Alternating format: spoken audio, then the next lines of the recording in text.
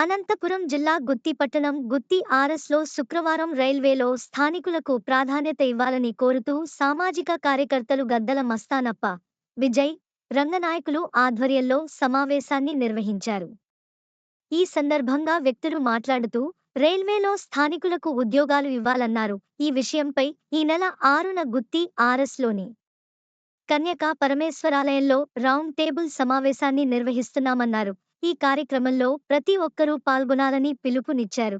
ఈ కార్యక్రమంలో సామాజిక కార్యకర్తలు గద్దల వస్తానప్ప, విజయ్, రంగనాయకులు, కొనకొండ్ల సూరి, మధుసూదన్, వెంకి, భీమా లింగప్ప తదితరులు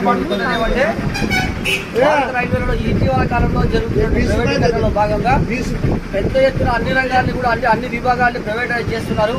ఆ ప్రైవేటైజ్ చేసే క్రమంలో వేరే ప్రాంతాల నుండి ఆన్లైన్ టెండర్ విధానం అని చెప్పి టెండర్ విధానాన్ని తీసుకొచ్చింది భారత రైల్వేలు.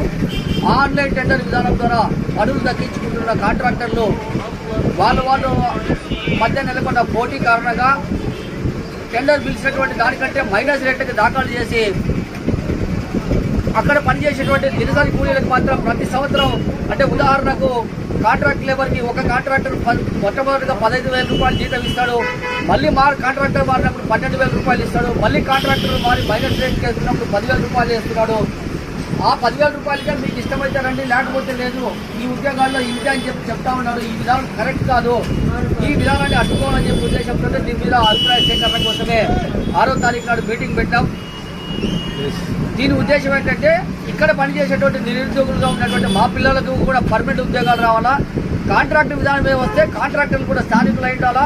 స్థానిక నిరుద్యోగులకు కూడా మినిమం పే స్కేల్ అమలయ్యే విధంగా చర్యలు తీసుకోవాలనే ఉద్దేశంతో ఈ యొక్క సమావేశాన్ని ఏర్పాటు చేసినాం. ఈ సమావేశానికి అందరూ కూడా వచ్చి మీ అభిప్రాయాలు పంచుకోవాలని చెప్పి కోరుతాం.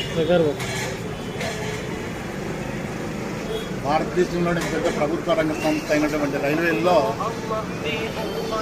గుంటకల్ డివిజన్ గుత్తి పరిధిలో గుత్తిలోనే కాకుండా చుట్టుముట్టు పల్లెల నుంచి కూడా వచ్చి రైల్వే ఉద్యోగాలు చేసుకునే వాళ్ళు గతంలో రైల్వే ఉద్యోగాలు పోవడం, సాయంకాలం తిరిగి రావడం అంటే గుత్తి ఆర్ఎస్లో ఒక తిరునాళ్ళలాగా జనం తిరిగేవాళ్ళు.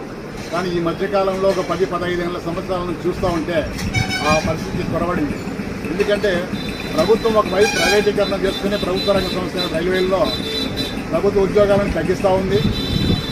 తగ్గిపోయిన ఉద్యోగాల్లో స్థానికులకు అవకాశం లేకుండా ఇతర రాష్ట్రాల నుంచి వచ్చినటువంటి వాళ్ళకి అవకాశాలు ఇస్తూ ఉన్న ఉద్యోగాలను వాళ్ళకే కట్టబెడుతూ స్థానికంగా చదువుకునడం నిరుద్యోగులు ఎక్కువైపోతున్నారు ఇక్కడ. కాబట్టి మేము చెప్పేది ఏమంటే ఆ ఇచ్చే ఉద్యోగాలని మేము వాళ్ళ ఇవ్వకూడదని అడ్డుకోవడం లేదు. అయితే ప్రాంతీయ తత్వం చూసుకొని లోకల్గా ఉండే వాళ్ళకి 80% ఇస్తూ నాన్ లోకల్ వారికి 20% ఇవ్వాలని చెప్పి మా డిమాండ్. దాని తర్వాత ఇక్కడ ఉండే వాళ్ళు చదువుకోవడం లేదా, ఇక్కడ ఉండే వాళ్ళకి పని చేసేసి సామర్థ్యాలు లేవా, తెలివితేటలు లేవా అని చెప్పి మేము ప్రభుత్వాన్ని డిమాండ్ చేస్తూ ఉన్నాము. కాబట్టి దీన్ని దృష్టిలో పెట్టుకొని భవిష్యత్తులో అటువంటివి ఏమైనా జరిగేటటువంటి 80-20% ప్రభుత్వ ఉద్యోగాలు రైల్వే ఉద్యోగాల్ని ఇవ్వాల్సిందిగా మేము దీని ద్వారా తెలియజేస్తాము.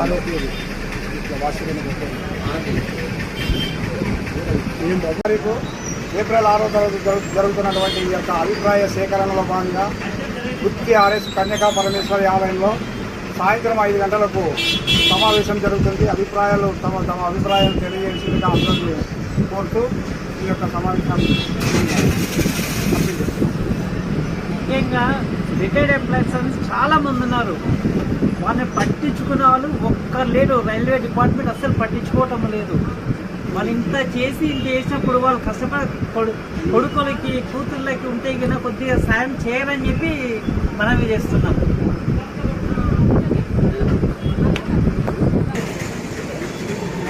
ఈ సమావేశం వచ్చిన అందరికీ ధన్యవాదాలు.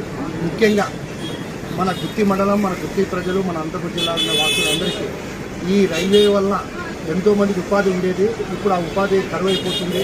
కాంట్రాక్ట్ విధానంలో కూడా బేసిక్ స్కేల్లో కూడా చాలా తక్కువ అమౌంట్ ఇచ్చి పనులు ఎక్కువ చేయించుకుంటున్నారు. అదేవిధంగా ఇంతకుముందు కరోనా ముందర మనకి ఎన్నో ట్రైన్లు ఇక్కడి నుంచి వెళ్ళేది. అది కూడా కొన్ని డైవర్షన్ విధంగా కొన్ని నాన్ స్టాప్ కాకుండా వెళ్ళిపోతున్నాయి.